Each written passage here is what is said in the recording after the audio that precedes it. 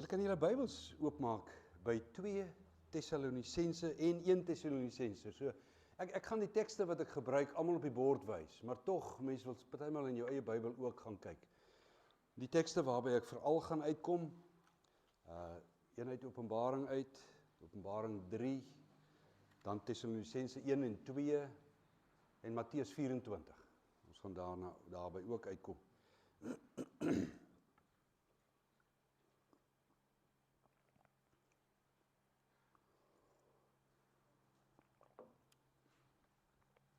Daar was omtrent 'n ophef die afgelope 2-3 weke rondom die wegraping. En oor dinge soos die wegraping was ek nog altyd baie ongemaklik. En net ongemaklik. Dit is net vir my verstommend hoe kreatief mense kan rondspring in die Bybel om die simboliek en die realiteit met mekaar te vermeng en by mekaar aan te plak soos dit nodig is. En dan kom hulle na al hierdie spronge, kom hulle by 'n absolute sekerheid dat hulle interpretasie reg is. En dat dit net hulle interpretasie is wat reg kan wees. Verstommend. Voorheen het ek regtig gereken, weet jy, hierdie goed is nie regtig belangrik nie. Die wegraping, die 1000-jarige vrederyk en sulke goeters, dit is nie regtig kernbelangrik vir ons geloofslewe nie. Ons geloofslewe van sondebesef en van verlossing en van 'n opstandingslewe nie. En daarom ook gedink dat dit is nie nodig om daaraan tyd te spandeer nie. Laat dit maar net een kant bly. Maar weet jy, daar is veral 2 redes waarom dit tog belangrik is. Dit is belangrik dat ons weet wat die Here hieroor sê in sy woord. Die eerste rede daarvoor is juis dinge soos die afgelope tyd. Dat mense so in totaal op hol gaan oor 'n ding en die sekerheid dat dit is wat God leer, en as dit dan nie gebeur nie, dat die geweldige ontnugtering, hulle nie net vertroue laat verloor in daardie verklaarders nie, nee, hulle verloor hulle vertroue in die woord en in God self, want hy doen dan nie wat hy gesê het nie, of wat hulle gedink het hy sê nie. Die ander rede, en dis waarskynlik baie belangriker amper, maar net so belangrik, is dat die blote verwagting dat daar 'n wegraping sou wees, gelowiges se voorbereiding om standvastig te bly staan in verdrukking en in lyding ondermyn. Ons berei dan nie voor vir dit wat kom nie, want ons gaan dit tog in elk geval vryspring. Sou hulle reken.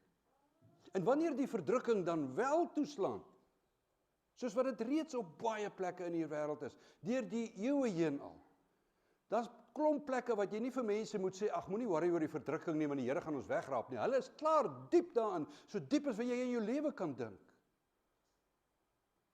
Dit is soos wat dit verseker voorlê vir elke gelowige, ook vir ons en ons nageslag. Wanneer daardie verdrukking toeslaan, dan is die gevaar groot dat geloof in duie stort. Want die sterk bene wat die lyding moes dra, is net nooit ontwikkel of geoefen nie. Die ontnugtering dan, dat God nie doen wat hy gesê het hy sal nie, of soos wat hulle gedink het hy sê nie. Daarom is die regte verstaan van die wegraping nog steeds nie noodsaaklik vir ons geloof nie, maar die verkeerde verstaan hou groot gevaar in vir geloofsekerheid en vir volharding. En daarom, juis vandag dan, dat ons weer daarop fokus. Die boodskap is baie dieselfde as wat ek in Mei 2023 gepreek het. Maar soveel meer nou weer van toepassing. Kom ek wys vir julle, ek wil 4 dinge gaan doen. Ek gaan die saak so 'n bietjie anders pak as gewone prediking. So ons het klaar gekyk dat dit regtig belangrik is. Maar dan wil ek eers verduidelik wat dit is, want baie van ons hoor net so op die kantlyn daarvan, ons weet nie wat dit regtig is nie. So wat is hierdie wegraping? Wat word bedoel met die rapture? En dan die vraag, waar kom dit dan nou vandaan? Of wanneer het dit nou beginne in die kerk inkom? En dan wil ek wys hoe mense die Bybel verkeerd verstaan. Hoe dit is dat hulle regtig die Bybel gebruik en dan heeltemal by 'n verkeerde antwoord uitkom. En uiteindelik dan, wat leer die Bybel wel daaroor? Dankie. So dis die eerste een waarna ons gaan kyk. Dankie Johan. Die eerste een, man, ons gaan kyk die volgende skyfie, is, wat is dit? Dankie. Jy kan hom maar wegvat. Die wegraping, in kort, dis die verwagting van 'n totaal onverwagte gebeurtenis, wanneer die Here so halfpad terugkom. En dan vat hy al die gelowiges van alle tye en alle plekke, raap hy weg, hy vat hulle weg saam met hom, terug in die hemel. En dan spring hulle die geweldige groot verdrukking waarvan Openbaring praat, die verdrukking van die eindtyd, spring hulle dan heeltemal vry. Terwyl die kerk dan nie meer op aarde is nie, dan gaan hulle verder, en hier's baie nuances hiervan, maar die meeste gaan verder om te sê, in daardie tyd hou hulle voor, sal daar derduisende Jode weer as 'n nasie in geheel tot bekering kom, om in Christus te glo, en dan gaan hulle onder andere, party reken, hulle gaan weer die tempel opbou, en hulle gaan weer met offers begin. Bid jy dit aan? Daarna kom Christus dan, na hierdie tyd van beproewing, of van groot verdrukking, wat hulle reken net 7 jaar sal wees, en dan, daarna kom Jesus dan 'n tweede keer, en hy kom nou finaal. Hy kom nou met die finale oordeel, vir elkeen wat nie in Christus geglo het nie. Daar's baie meer detail hieroor, maar dis die belangrikste, dis die kern waaroor ons gaan. Dankie, Johan. Kom ons kyk nou, waar kom dit vandaan? Dankie. Dit is regtig nodig om hierdie vraag te vra. Normaalweg sou mens nie dit vra nie. Maar in die wegraping is dit nodig, want weet jy, tot in 1830, dis nou maar so onlangs as dit, was daar nooit in enige kerk, enige verstaan of enige woord gerep oor so 'n wegraping nie. En toe, waar kom dit ewe skielik vandaan hier in die 1830s?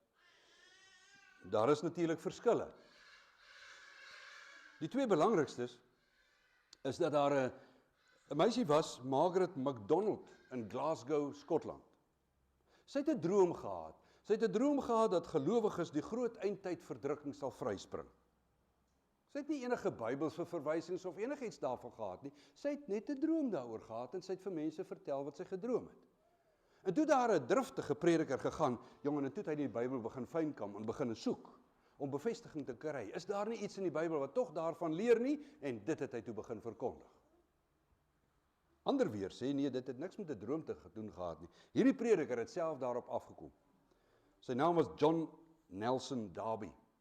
Hy was baie ontnugter oor die verval in die Anglikaanse kerk. Hy breek van hulle af weg en hy ondersoek die Bybel en hy kom op hierdie ding af. Na soveel duisende jare is hy die eerste een wat hierdie waarheid raak sien. So reken hy. Hy leer toe dat God heeltemal anders werk met die Jode as met ander volke. Mense dit vandag nog baie, hulle praat van dispensionalisme, dat hy op verskillende maniere werk met die Jode as met ons. En hy begin toe leer dat Jesus die eerste maal kom hy vir sy kerk en dan raap hy hulle weg. En dan die tweede keer, in die finale eindtyd, dan kom hy met sy kerk om die nuwe aarde te kom bewoon en om sy finale oordeel te vel. Nou dit was net een man, Darby, wat verkondig, laat die bissies bewe, en toe word sy lering opgeneem in 'n Bybel in Amerika. Hulle het dit gepraat van die Scofield Study Bible. 'n Man het 'n Bybel geskryf en het al die verklaringe bygesit, soos 'n studiebybel vandag ook maar is. En natuurlik, hierdie boek was toe geweldig baie gewild. Die studiebybel vir baie goeie redes, maar ook hiervoor. En nou kan jy ook indink, die Amerikaners met hulle ingesteldheid vir sensasie, het hierdie lering van wegraping aangegryp. Die ding het gedei, soos 'n veldbrand versprei onder al die kerke, wat nie in die gereformeerde leer van hoe ons met die Bybel werk vasgestaan het nie. Hierdie leer van Darby in die Scofield Bybel neem hulle op sleeptou. En toe natuurlik, toe kom daar 'n hele paar fiksieverhale uit, boeke wat geskryf word oor hierdie wegraping, ook 'n televisiereeks, en die goed was geweldig gewild, en natuurlik, dit gryp 'n mens aan, dis iets om na uit te sien. Maar weet jy, hierdie gewildheid lê eintlik maar net daar waar die Amerikaanse media fokus is. En soos wat dit daarvan af uitbrei. Dis baie opvallend, dat hierdie hele wegraping ding blykbaar glad nie in die Oosterse kerk enigstens ter sprake is nie. Die res van die wêreld waar verdrukking nie 'n onbekende is nie, is daar geen so 'n verwagting om die verdrukking vry te spring nie. Behalwe kerke ook maar daar, wat heeltemal al onder die Amerikaanse invloed is. Dis nogal belangrik as mens die Bybel wil wonder of dit reg is. As jy hierdie anomalie raak sien. Die kerke wat reeds erge vervolging vir hulle geloof ken, dink nie daar is so 'n ding wat kom nie, maar hulle wat nog vry rondloop en bang is vir die verdrukking, hulle glo daarin. Daar is iets soos 'n kom gratis uit die verdrukking. As jy Monopoly speel, daai get out of jail free kaart. Dis waarin hulle vashou. Maar weet jy, nou moet ons tog besef dat Darby destyds en ook mense vandag, soos onder andere John MacArthur, wat mens regtig baie by kan leer, want hy verstaan die Bybel en hy lê hom so mooi uit, maar daar's 'n paar dinge in Openbaring en ook die wegraping wat hy regtig nie reg verstaan. So kom ons kyk nou, hoe verstaan hulle die Bybel dan, dat hulle op die verkeerde plek kom? Dankie.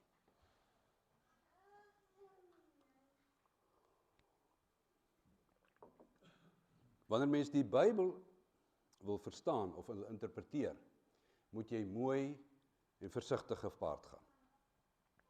As jy 'n eie idee in jou kop het, soos byvoorbeeld die wegraping, maar as jy 'n idee in jou kop het, en jy gaan dan Bybel toe om te kyk of jy dit daar kan kry, dan sal jy tekste vind om jou te ondersteun. Jy kan enige ding daar gaan haal. Jy moet net lank genoeg soek en dan moet jy kreatief genoeg wees in jou interpretasie van die tekste en jy sal dit vind. Mens moet altyd baie versigtig wees met watter opinie gaan jy na die Bybel toe.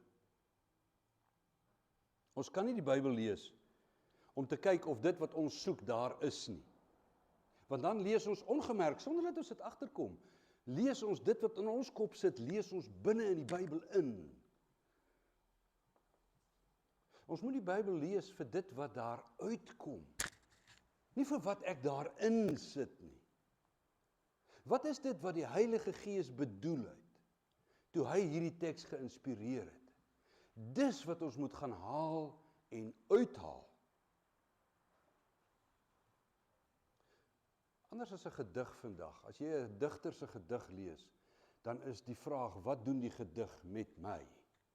En nie noodwendig, wat het die digter in gedagte gehad toe hy dit geskryf het nie. Maar met die Bybel is dit anders, dis God se woord. Die vraag is nie, wat sien ek daarin nie. Die vraag is, wat het hy daarin bedoel?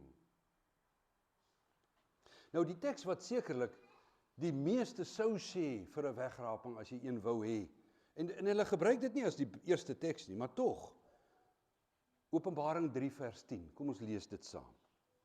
Jesus se brief aan die Philadelphia skryf hy daar, omdat jy aan my opdrag gehoorsaam was om te volhard, sal ek jou ook bewaar in die uur van beproewing, wat oor die hele bewoonde wêreld gaan aanbreek, om die bewoners van die aarde op die proef te stel.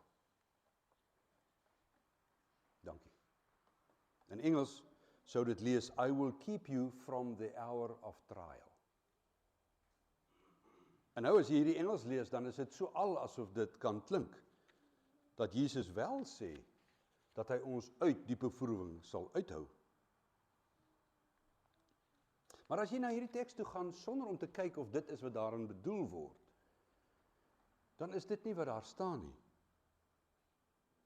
Dit is nie dat hy sy kerk uit die verdrukking of die vervolging wegneem nie, maar dat hy hulle binne in dit bewaar en beskerm. Soos wat hy daar gelees het, die Afrikaanse vertaling, hierdie is 'n baie mooi vertaling van die Grieks. Ek sal jou in die uur van beproewing bewaar. Ek sê nie daaruit uithaal, sodat jy dit omseil nie. Ek sal jou in die uur van beproewing wat jy gaan beleef, in daardie uur, sal ek jou bewaar. Dis wat hy daar sê. Die teks wat hulle die meeste kere gebruik vir die wegraping, is 1 Tessalonisense 4, vers 13 tot 17. Kom ons lees dit saam. Ons wil hê, broers, dat julle nie onkundig moet wees oor wat met die ontslapenis gaan gebeur nie. Dan sal julle ook nie treur, soos ander mense wat geen hoop het nie. Ons glo immers dat Jesus gesterwe, maar ook opgestaan het. Net so glo ons dat God saam met Jesus die ontslapenis wat in hom glo na hom toe sal neem. Dit sê ons vir julle op grond van wat die Here gesê het. Ons wat bly lewe tot met die wederkoms van die Here, sal die ontslapenis hoegenaamd nie voorwees nie. Wanneer die bevel gegee word en die stem van die aartsengel en die trompet van God weerklink, sal die Here self uit die hemel neerdaal. Allereers sal die wat uit Christus gesterf het uit die dood opstaan, daarna sal ons wat nog lewe saam met hulle op die wolke weggevoer word, die lug in, die Here tegemoet. En so sal ons altyd by die Here wees. Dankie, Johan. Ons moet nou nie net na die laaste versie toe gaan, van hoe ons weggevoer word in die wolke nie. Ons moet begin deur te onthou, hy praat van die wederkoms, enkelvoud. Miskien het die woordjie wat ons nou hier gelees het as weggevoer, of caught up in die Engels, dis waar die woord rapture vandaan kom, want in Latyn is dit die woord wat gebruik word vir daai wegvoer. Nou, as 'n mens reeds dink dat daar is iets soos 'n wegraping, en jy kom lees dan hierdie teks, dan lyk dit so asof hierdie nou 'n verduideliking is van wat dit is. Maar dan lees jy net vers 17 en nie vers 15 daarmee saam nie, nee. Wanneer jy na hierdie hele teks gaan kyk, soos wat die Tessalonikiese gemeente destyds daarna sou kyk, dan kom jy by heeltemal 'n ander betekenis uit as 'n halwe wederkoms met 'n wegraping. Die konteks daarvan was dat hierdie gemeente was baie hartseer. Hulle het gedink dat hulle geliefdes wat reeds dood is, dan die vreugde van Jesus se wederkoms sou vryspring. Dat hulle dit nie sal kan belewe nie, dat hulle daardie opgewondenheid ontneem sal wees. En dan troos Paulus hulle. Hy verduidelik aan hulle dat hulle wat lewe nie meer vreugde sal hê as die wat reeds gesterf het nie. Hulle sal saam wees. Vers 15 praat hy van die wederkoms. Nie van iets anders as die wederkoms nie. Hy praat nie van 'n eerste wederkoms of 'n halwe wederkoms nie. Wanneer die Here uit die hemel neerdaal met sy wederkoms, sal die wat reeds dood is, sy liggame eers opstaan en hom ontmoet, saam met die wat nog lewe. En dan die beeld wat hy hier gebruik, is daardie een van uiterse blydskap en feesviering. Al die gelowiges, van alle tye en alle plekke, sal Jesus tegemoet gaan en hom ontvang, soos wat 'n Joodse bruid haar bruidegom ontvang. Soos 'n Romeinse generaal wat terugkom uit die oorlog uit wat hy gewen het, in die stad ontvang word met feesvieringe. Soos wat kinders uithardloop, na pa en ma wat van die werk afkom, of oupa en ouma wat kom kuier. Die bruidegom kom na die bruid se huis toe. Van ver af hoor haar familie dit aan. Hulle sit nie in die huis vir hom en wag met toe deure nie. Nee, hulle maak oop. Hulle hoor hy kom. Vrolik gaan hulle in vreugde uit om tegemoet. Hulle gaan haal hom en al singende kom hulle terug in die bruid se huis in. En net so, wanneer 'n Romeinse leer terugkom nadat hulle die veldslag gewen het, dan kom hy nie stil die stad ingesluip nie. Nee, van ver af laat weet hy hulle ons is op pad, ons is oorwin, ons is op pad. En dan hierdie groot blydskap maak die stad gereed. Hulle maak reg vir 'n vreeslike triomftog deur die stad. Amper soos wat ons die Springbokke gaan ontmoet as hulle terugkom nadat hulle die Wêreldbeker gewen het. Nee, hulle maak die stad gereed en dan gaan hulle uit na hom toe. Daar waar hy nog op pad is of waar hy partymal selfs kamp opgeslaan het buite die stad tot hulle reg is. Dan gaan hulle en ontvang hom en hulle bring hom die stad in met hierdie vreeslike parade, 'n triomftog wat hulle hom terugvat in die stad in. En so sê Paulus vir die gemeente in Tessalonika en vir my en vir jou vandag steeds. So sal al die gelowiges, die wat gesterf het opstaan en die wat nog lewe omvorm word en eweveel vreugde vir die wat gesterf het en nou weer lewe en vir ons wat dan nog lewe eweveel vreugde, eweveel opgewondenheid. Ons sal weggevoer word, ons sal opgetel word as 'n ontvangspartytjie om Jesus te ontvang en om dan terug te bring. Ons gaan haal hom. Dis nie dat hy ons vat en weer wegvat ergens heen gou nie. Nee, ons ontvang hom. Dis wat daar staan.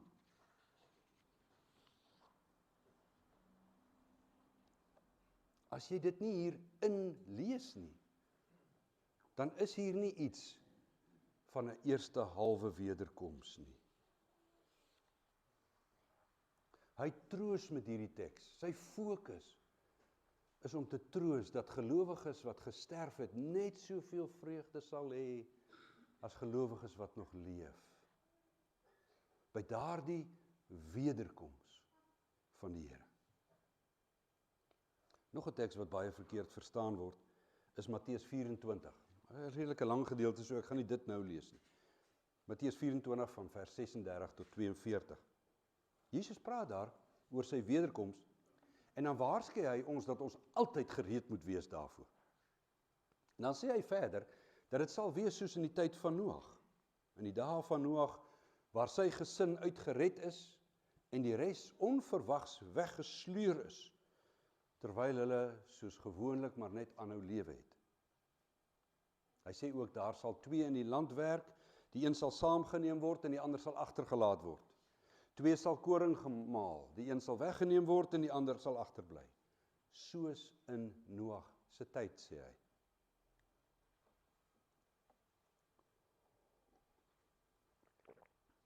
Maar ons moet mooi oplet, dat Noag nie die verdrukking van die sonvloed gespaar is nie. In die midde van daardie verskriklike vloed, in die veroordelende straf van God oor die hele mensdom, in die watermassa, binne in die beproewing, bewaar hy hom in die ark.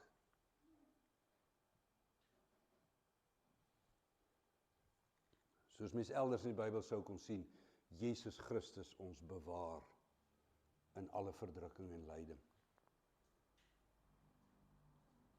Nee, God het vir Noag binne in die veroordelende watervloed bewaar en beskerm en gered, dat hy niks daarvan oorgekom het nie. Terwyl ander totaal verdelg is in daardie selfde beproewing waarvan hy niks oorgekom het nie. En net so sal dieselfde eenmalige wederkoms van Jesus Christus terselfdertyd een redding beteken. Vir ander oordeel, maar vir die wat aan hom is, redding. Soos in die dae van Noag. Soos die 2 wat maal, waarvan die een gered word en die ander nie. Jesus is nie besig om hier in Matteus 24 vir gelowiges te vertel dat hulle die verdrukking sal vryspring nie. Hy waarsku dat jy enige tyd reg moet wees vir sy koms, reg moet wees, want die wat reg is sal gered word en die ander nie. Om te sê dat hierdie woorde iets sê van die wegraping is om jou idee te vat en te sê, dit pas nogal daarin, ek kan dit daarin inpas.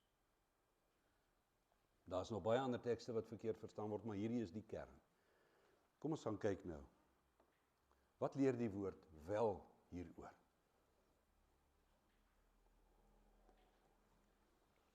Ek wil op 2 gedeeltes fokus. Dankie. Matteus 24 vers 21 en 22 en dan weer 29 tot 30. Jesus se profetiese rede in hierdie hoofstuk dui nie net op die einde van tye nie, eers eendag nie. Dit het alreeds 'n groot deel vervulling gehad daarvan 40 jaar na Jesus se dood, 70 jaar na Christus, met die Romeinse verwoesting wat in Jerusalem plaasgevind het. Dit is so. Die verdrukking destyds was ongekend. Weet julle, as mens lees daarvan, hulle het dag vir dag, nie net 1 of 2 of 3 gekruisig nie, maar honderde. Honderde is elke dag gekruisig, om maar net een aspek van daardie verdrukking te vernoem. Sy woorde was wel daarop gefokus, maar definitief weet ons, soos 'n profesie werk, dit het weer 'n vervulling, en definitief praat hy ook van die eindtyd. Kom ons lees vers 21 en 22 saam. In daardie tyd, hy praat van die eindtyd, nee, in daardie tyd sal daar so 'n groot verdrukking wees, soos daar van die begin van die wêreld af nie was nie, en ook nie weer sal wees nie. En as dit nie was dat God daardie tyd ingekort het nie, sou geen mens dit oorleef nie. Maar terwille van die uitverkorenes, sal God daardie tyd inkort. Dankie. In Openbaring 3 vers 10 het ek net nou gewys, dat hy hulle nie van die verdrukking sal bewaar nie, of laat vryspring nie, maar dat hy hulle in die verdrukking sal bewaar. En een van die maniere wat hy hierdie bewaring doen, is om die tydperk korter te maak. Hy sê hy sal hierdie beproewing inkort, sodat dit nie so lank sal wees dat niemand dit kan deurstaan nie. Terwille van die uitverkorenes. Natuurlik, nou kan jy mooi gimnastiek gaan maak en dit ook gaan toepas om te sê, dis nie die uitverkorenes wat nie geglo het met sy eerste koms nie. Die Bybel leer nie dat na sy koms is daar weer 'n kans nie. Dit pas in nêrens in die Bybel nie. Nee. Terwille van die uitverkorenes. Nie hulle wat daar eenkant in die hemel op 'n wolkie sit en wag dat hy nou weer met die ander uitsort nie. Nee, terwille van hulle wat in die beproewing is, hy sal hulle bewaar in die beproewing en hy sal die tyd korter maak dat dit nie te veel is nie. Hy maak dit nog duideliker, vers 29 en 31, kom ons lees dit. Luister hoe begin hy, kort na die verdrukking van daardie tyd, sal die son verduister word, die maan sal nie skyn nie, die sterre sal in die ruimte val, die kragte van die hemelruim sal ontwrig word.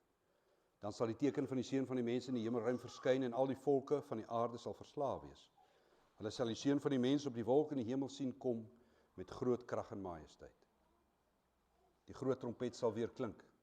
Hy sal sy engele stuur, om wat te doen?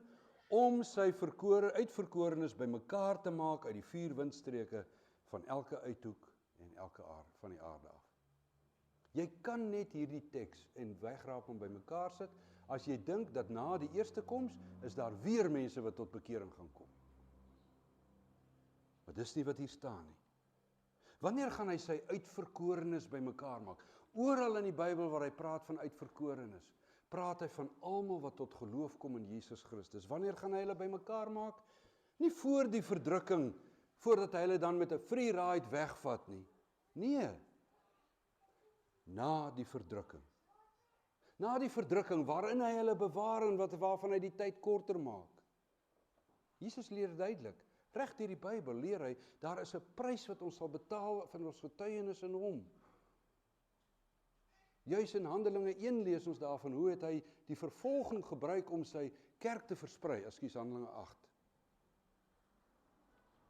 Daar's 'n prys te betaal, en op verskillende tye meer, en in die einde nog die meeste. Selfs martelaar getuies, nie net destyds, so Stefanus, of Johannes Hus in die reformatie nie.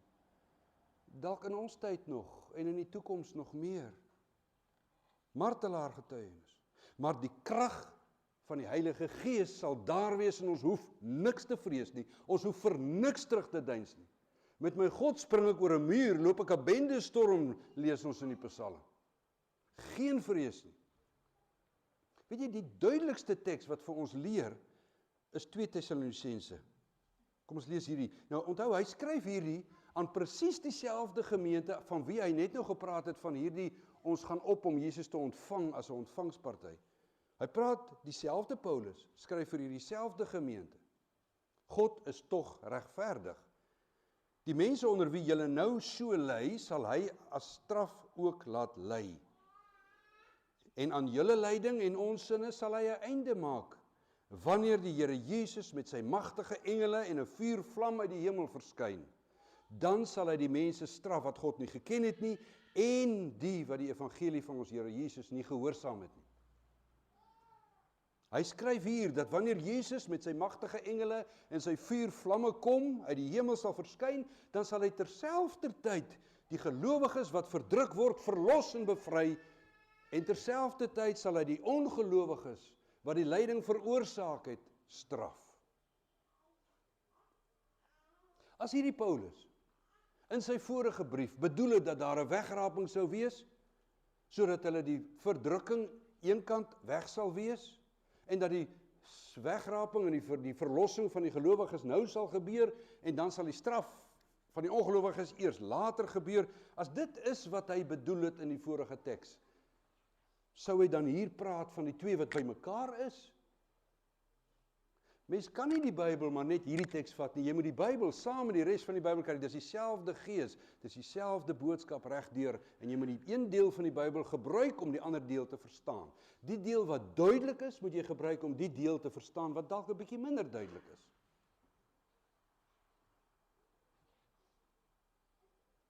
Wat hy hier bedoel, is dat die verlossing fantasties en volkome sal wees, en terselfdertyd met dieselfde wederkoms sal die straf op die ongelowiges daar wees. Dis soos 'n muntstuk wat twee kante by mekaar het. Nie eers die een en dan die ander nie. En dis die kern hoekom ons sê daar kan nie, die Bybel leer nie van so iets nie, as jy hierdie tekste reg verstaan en met verantwoordelikheid uitlê. En ek weet, die idee is nie hier om alle mense te oortuig nie, want hulle sal nie. Hulle ore is toe. Hulle wil nie hierdie hoor nie. Maar dit is nodig dat ek en jy wat vashou aan die waarheid van die Bybel, op 'n verantwoordelike manier met die Bybel omgaan.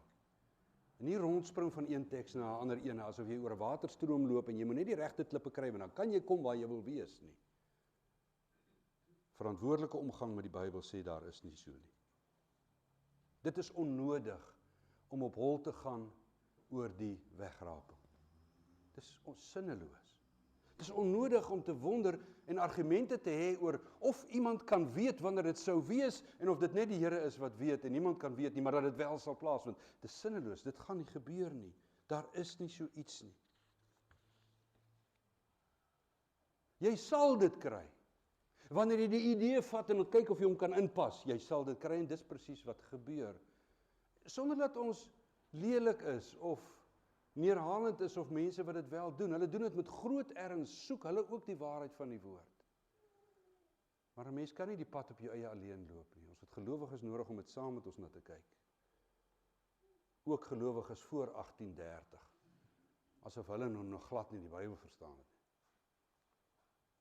Wat God wel leer, en dis die allerwonderlikste, die heerlikste gebeurtenis van alle tye, is dat hy wel weer sal kom. Dit het ons baie duidelik gesien uit hierdie tekste. En dan sal hy uit absolute genade, hulle wat om hom glo, hulle wat aan hom geglo het van alle tye af, van Adam en Eva af, regdeur tot by die laaste een wat tot geloof sou kom, in alle lande, alle stamme, alle tale, alle rasse, hy sal hulle almal wat in Jesus Christus glo, sal hy red en verlos van God se wraak op die sonde, en hy sal in die heerlikheid van hom wees, vir ewig en vir altyd. Maar vir die res wat in hom nie glo nie, is daar net sy straf. Dit wat hulle kies, om nie by hom te wees nie, sal hulle kry om nooit by hom te wees nie, maar om verwerp te word. Ek sê weer, ons hoef nie angstig te wees oor die eindtye en die groot verdrukking wat die Bybel of Jesus, elke skrywer wat die Heilige Gees baie duidelik vir ons leer, sal kom nie. Kom ek herinner julle aan 'n paar tekste. Die eerste het ons reeds na gekyk, dat hy in Openbaring 3 vers 10 sê, die wat volhard in geloof, reg deur die lyding sal hy hulle bewaar in die uur van beproewing. Lees saam met my 'n paar ander.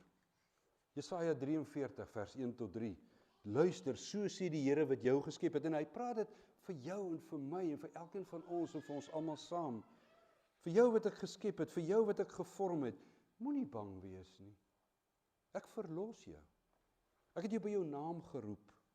Jy is myne.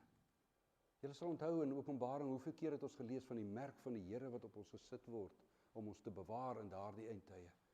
Nee, as jy deur water moet gaan, is ek by jou. Deur riviere, hulle sal jou nie wegspoel nie. As jy deur vuur moet gaan, sal dit jou nie skroei nie, die vlamme sal jou nie brand nie, want ek is die Here jou God, die Heilige van Israel, jou redder. Ons het geen angstigheid want hy is by ons. Selfs in die groot verdrukking as ons nog leef wanneer dit kom. Hier's nog 2 ander. Jesaja 16 vers 33. In die wêreld sal julle dit moeilik hê, maar hou moed, ek het die wêreld klaar oorwin. En dit bedoel nie net die moeilikheid wat ek en jy elke dag vandag al reeds het nie. Dit bedoel ook vir die groot verdrukking se moeilikheid. Matteus 28 vers 18 en 28. Aan my is alle mag gegee in die hemel en op die aarde. Ook om jou te kan bewaar, ook om die tyd in te kort. Onthou, ek is by julle al die dae tot met die volëinding van die wêreld. Dankie. Ons het geen te vrees nie. Onthou dit en wees verseker van die uiteinde, soos wat God dit in Openbaring 7 bekend maak. Luister 'n bietjie hierdie mooi preeld. 'n Groot menigte van elke nasie, stam, volk en taal voor die troon van die Lam in hulle wit klere. Dit is hulle wat uit die groot verdrukking kom. Gelowiges in die verdrukking. Hulle wat daaruit kom, se klere gewas en wit gemaak in die bloed van die Lam. By hom in saligheid, in heerlikheid, in ewigheid. Daardie dag, wanneer hy kom, sal vir die ongelowiges die allerverskriklikste dag wees. Maar vir elkeen wat glo in Jesus Christus, sal dit die wonderlikste van uitkomste wees, die verlossing, die heerlikheid, die welgeluksaligheid. En daarom roep ons uit, kom Here Jesus, kom gou. Amen.